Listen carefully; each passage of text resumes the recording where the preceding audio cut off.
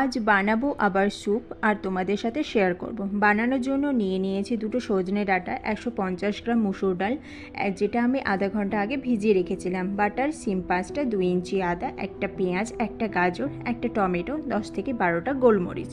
বানানোর জন্য নিয়েছি আমি প্রেশার কুকার। বাটার দিয়ে ভালো করে গরম করে এবার আমি এক এক করে সব সবজি দিয়ে দেব। এই স্যুপটি এখন আমি প্রায় দিন বাড়িতে বানিয়ে থাকি, ভীষণ তাড়াতাড়ি হয়ে যায় আর খুব হেলদি এটা। এবার দেখতেই পাচ্ছ সব সবজি দিয়ে আমি এবার এটা নেড়ে দেব, আর সঙ্গে দিয়ে দেব অবশ্যই পরিমাণ মতো নুন। এবার দেব আমি 2 কাপের মতো জল, আর সব শেষে দেব আমি মুসুর ডাল আর যে জলটা ছিল সঙ্গে।